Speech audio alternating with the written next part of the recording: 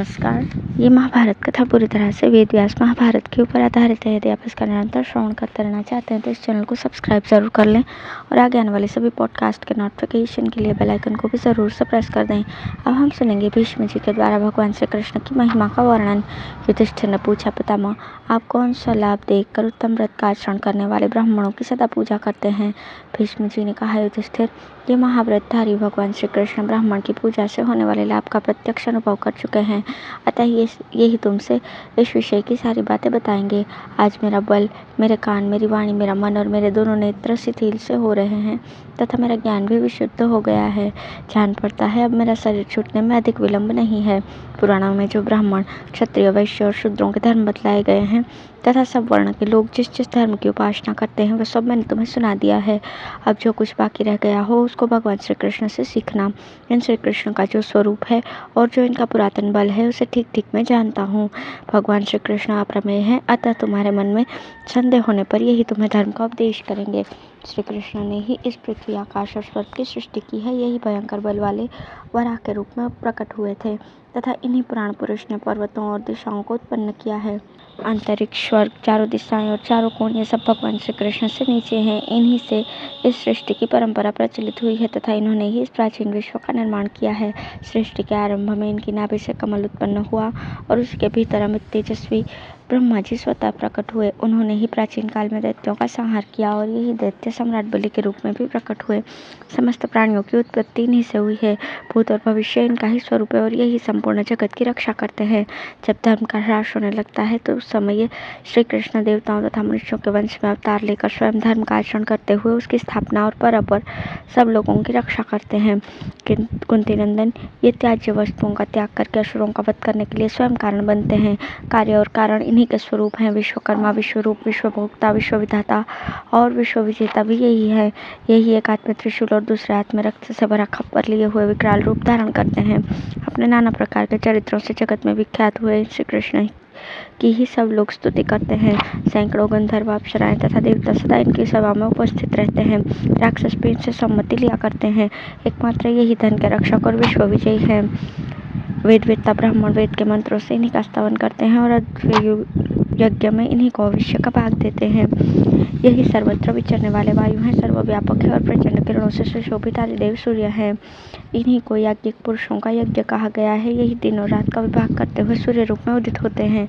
उत्तरायण और दक्षिणायन इन्हीं के दो मार्ग हैं। ये प्रत्येक मास में यज्ञ करते हैं और वेदज्ञ ब्राह्मण इन्हीं के गुण गाते हैं। युधिष्ठिर, तुम इन्हीं को अंधकार नाशक सूर्य समझो। ये इंद्रियों के नियंता और अत्यंत प्रज्वलित अग्नि के समान तेजस्वी है। ये विश्व के रचयिता है और अपने स्वरूप से अनेकों पदार्थों को उत्पन्न करते रहते हैं।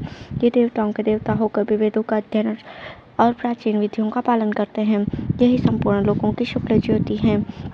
संवत्सर, ऋतु, पक्ष, दिन, रात, कला, काष्ठा, मात्रा, मुहूर्त, लव और क्षण, इन सबको श्री कृष्ण का ही स्वरूप समझो। चंद्रमा, सूर्य, ग्रह, नक्षत्र, तारा, अमावस्या, पूर्णिमा, नक्षत्र, योग और ऋतु, इन सब की उत्पत्ति श्री कृष्ण से ही हुई है। रुद्र, आदित्य, वसु, अश्विनी कुमार, साध्य, विश्वदेव, मरुदगण, प्रजापति, देव माता, अदिति और सप्तर्षि भी श्री कृष्ण से ही प्रकट हुए हैं।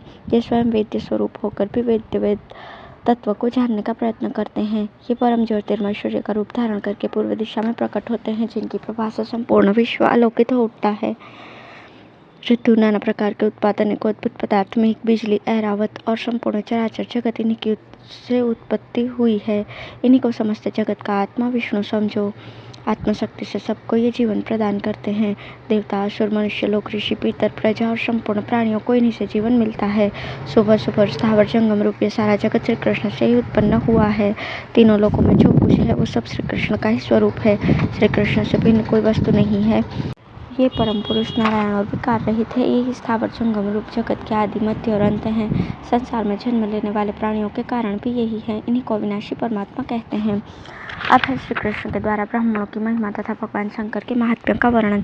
युधिष्ठिर ने पूछा, मधुसूदन, ब्राह्मण की पूजा करने से क्या फल प्राप्त होता है, इसका आप ही वर्णन कीजिए, क्योंकि आप इस विषय को अच्छी तरह जानते हैं और पितामह भी आपको इस विषय का ज्ञाता मानते हैं। श्री कृष्ण ने कहा, राजन, मैं ब्राह्मणों के गुणों का यथार्थ रूप से वर्णन करता हूँ, आप ध्यान देकर सुनिए।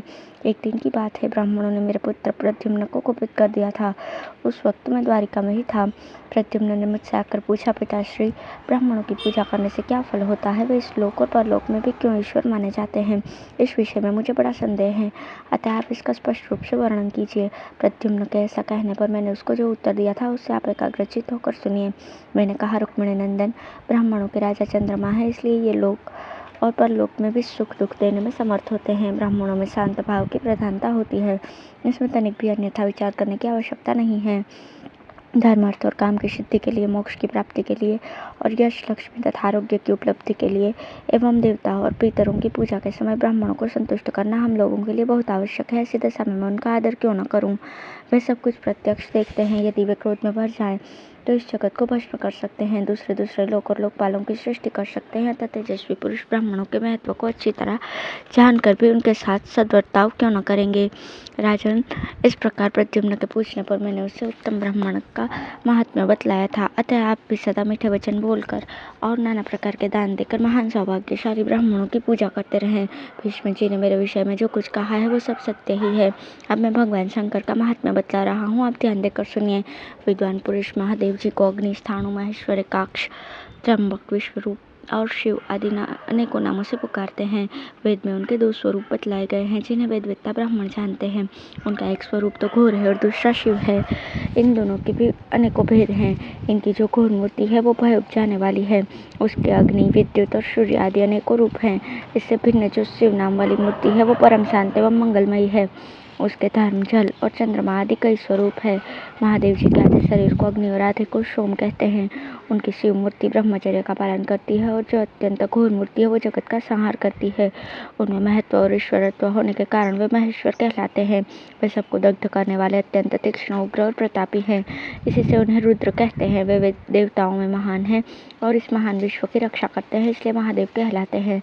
सब प्रकार के कर्मों द्वारा सदा सब लोगों की उन्नति करते और सबका कल्याण चाहते हैं। इस कारण उनका नाम शिव है। वे ऊर्ध्व भाग में स्थित होकर देहधारियों के प्राणों का नाश करते हैं और सदा स्थिर रहते हैं। इस कारण उन्हें स्थाणु कहा गया है। भूत, भविष्य और वर्तमान काल में स्थावर और जंगमों के आकार में अनेकों रूप प्रकट होते हैं, इसलिए वे बहुरूप कहलाते हैं। उनमें संपूर्ण देवताओं का निवास है, इससे उनको विश्वरूप कहते हैं। उनके नेत्र से तेज प्रकट होता है और उनके नेत्रों का अंत नहीं है, इसलिए वे सहस्त्राक्ष, जिताक्ष और सर्वतोक्षिमय कहलाते हैं। वे सब प्रकार से पशुओं का पालन करते हैं और उनके साथ रहने में सुख मानते हैं तथा पशुओं के अधिपति हैं, इसलिए उनका नाम पशुपति है। मनुष्य यदि ब्रह्मचर्य का पालन करते हुए प्रतिदिन स्थिर शिवलिंग की पूजा करता है तो इससे महात्मा शंकर को बड़ी प्रसन्नता होती है और वे संतुष्ट होकर अपने भक्तों को सुख देते हैं। भगवान शंकर ही अग्नि रूप से सबको दग्ध करते हुए श्मशान भूमि में निवास करते हैं। जो लोग वहाँ उनकी पूजा करते हैं उन्हें वीरों को प्राप्त होने वाले उत्तम लोक मिलते हैं। वे प्राणियों के शरीर में रहने वाले और उनकी मृत्यु रूप है तथा वे ही प्राण, अपान आदि वायुओं के स्वरूप से देह के भीतर निवास करते हैं। उनके अनेकों भयंकर एवं उद्युक्त रूप हैं जिनकी जगत में पूजा होती है। विद्वान ब्राह्मण ही उन सब रूपों को जानते हैं। उनकी महत्ता, व्यापकता तथा दिव्य कर्मों के अनुसार देवताओं में उनके बहुत से यथार्थ नाम प्रचलित है। वेद के शतरुद्रीय प्रकरण में उनके सैकड़ों उत्तम नाम हैं जिन्हें वेदवेत्ता ब्राह्मण जानते हैं। महर्षि व्यास ने भी उनका स्तवन किया है। ये संपूर्ण लोगों को अभिष्ट वस्तु प्रदान करते हैं। ये महान विश्व उन्हीं का स्वरूप बतलाया गया है। ब्राह्मण ऋषि उन्हें सबसे श्रेष्ठ कहते हैं और वे ही सबसे ज्येष्ठ हैं। वे देवताओं में प्रधान है। उन्होंने अपने मुख से अग्नि को उत्पन्न किया है। वे नाना प्रकार की ग्रह बाधाओं से ग्रस्त प्राणियों को दुख से छुटकारा दिलाते हैं। पुण्यात्मा और शरणागत वत्सल तो वे इतने हैं कि शरण में आए हुए किसी भी प्राणी का त्याग नहीं करते। वे ही मनुष्यों को आयु, आरोग्य, ऐश्वर्य, धन और संपूर्ण कामनाएं प्रदान करते हैं और वे ही पुनः उन्हें छीन लेते हैं। इंद्र आदि देवताओं के पास उन्हीं का दिया हुआ ऐश्वर्य है। तीनों लोगों के शुभाशुभ पर उनकी सदा दृष्टि रहती है। समस्त कामनाओं के अधीश्वर होने के कारण उन्हें ईश्वर कहते हैं और महान लोगों के ईश्वर होने से उनका नाम महेश्वर हुआ है। धन्यवाद।